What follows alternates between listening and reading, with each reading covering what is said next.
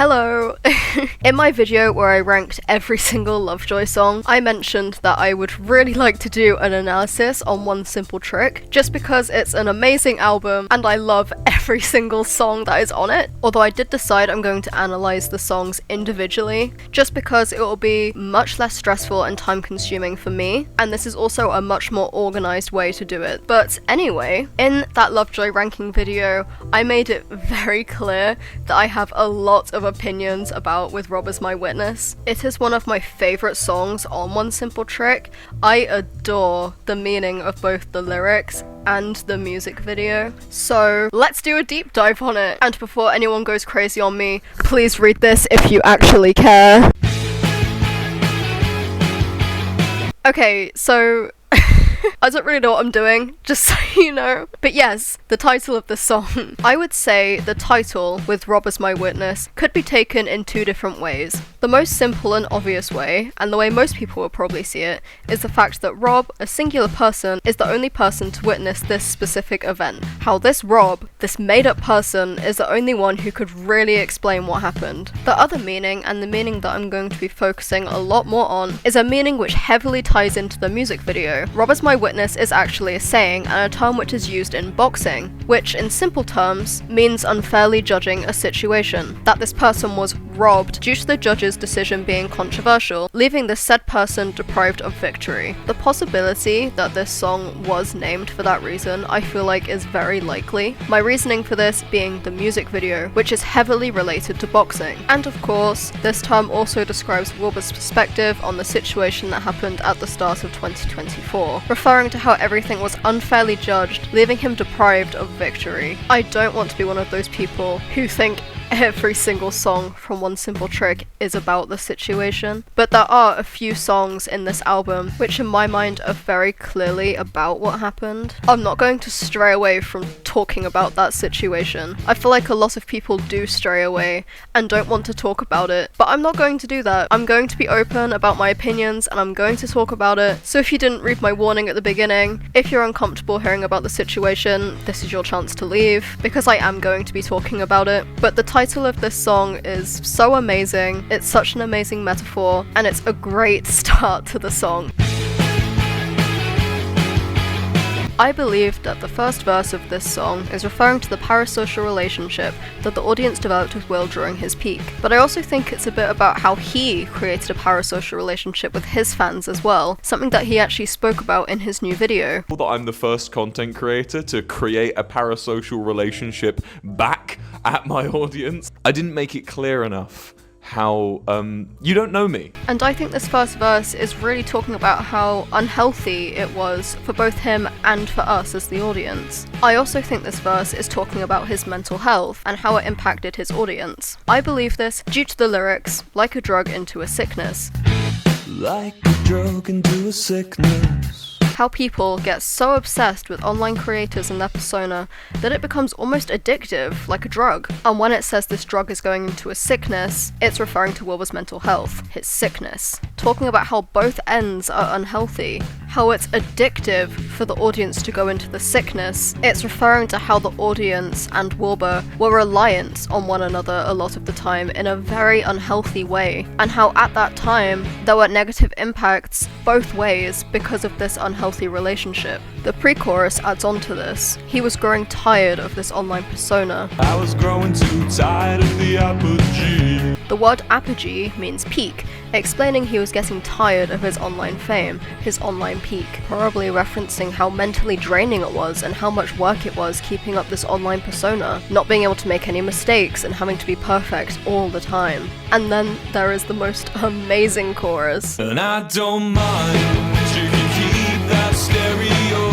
In my mind, the chorus is heavily alluding to the situation that happened in early 2024, both how Wilbur feels about it, as well as the reception of the audience. I don't mind, you can keep that stereo, to me, makes me think that Will is explaining that his audience can still enjoy his old music and his content, even if they don't support him after everything that happened. Although it also gives me the impression that he's saying keep that stereo in reference to the allegations. Throughout the entire controversy, Wilbur has not once put any kind of blame onto Shelby, and often says it's not her fault, in both his responses and in his music. I was not the fixer.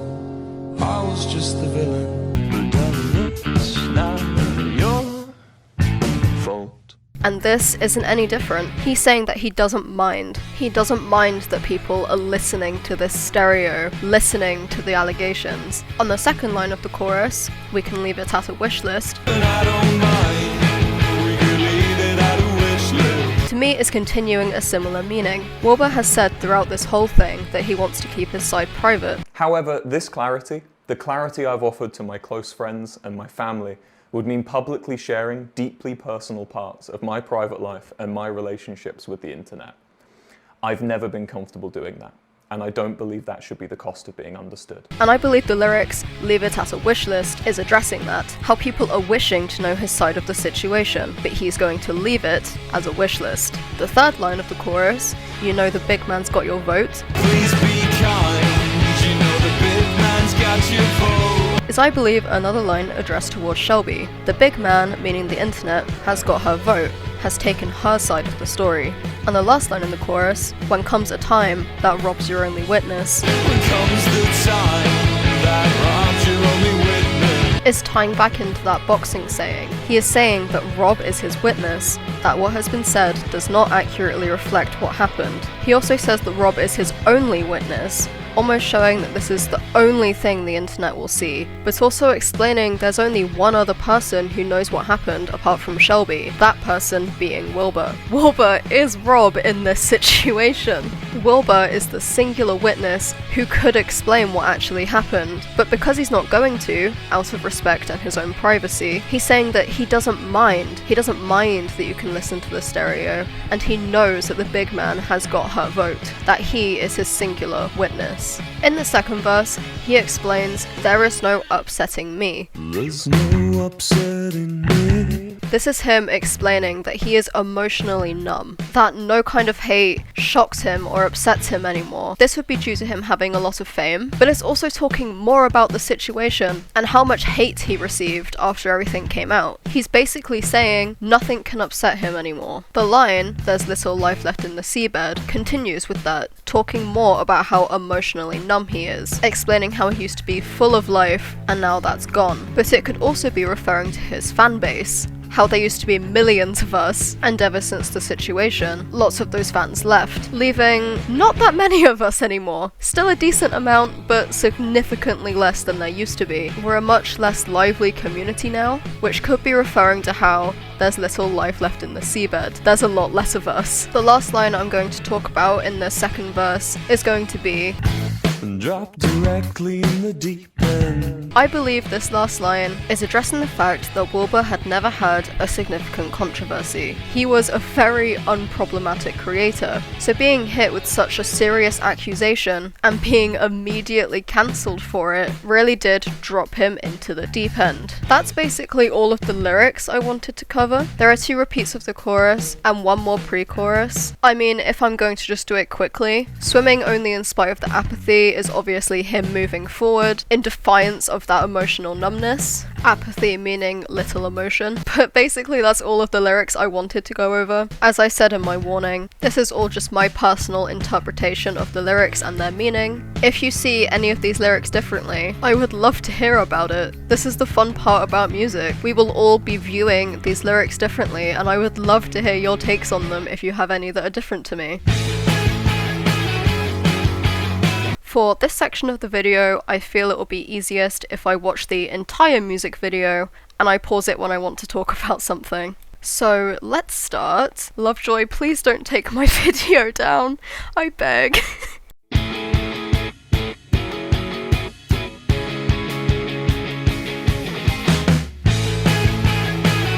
Okay, I already want to yap. I want you to just really keep in mind how aggressive this music video is with the boxing. Even the people cheering it on are being very aggressive about it. I just want you to keep that in mind.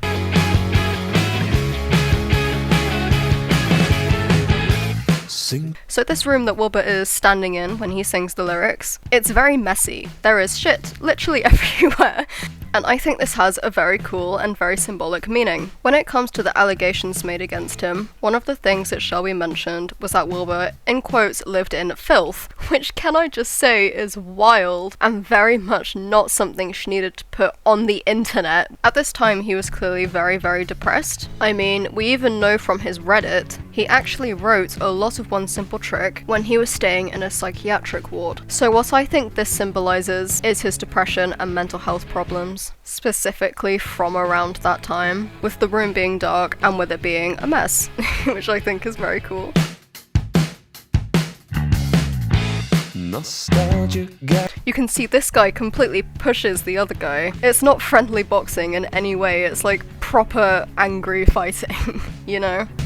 by a stroke of lack of focus. I'm back in your old. This gambling part is so cool. I really, really enjoy the gambling symbolism. I'm pretty sure the gambling is just more symbolism for how Wilbur lost, in quotations. Gambling is also very luck-based and not very reliable, and when creators are cancelled or get allegations, it's kind of like gambling in a way, as to whether they can come back or not. Because when people are cancelled on the internet, everyone goes against them, and it's very unlikely to come back up from that, and also how everyone's looking at him. I think that's very cool. It symbolizes how all eyes were on him, watching his every move. And I don't mind, you can keep that stereo.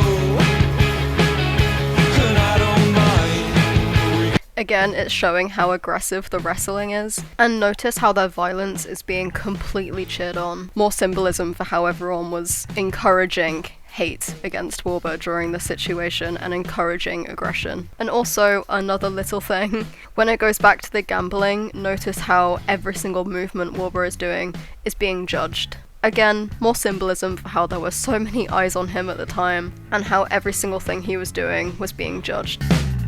And drop directly in the deep end.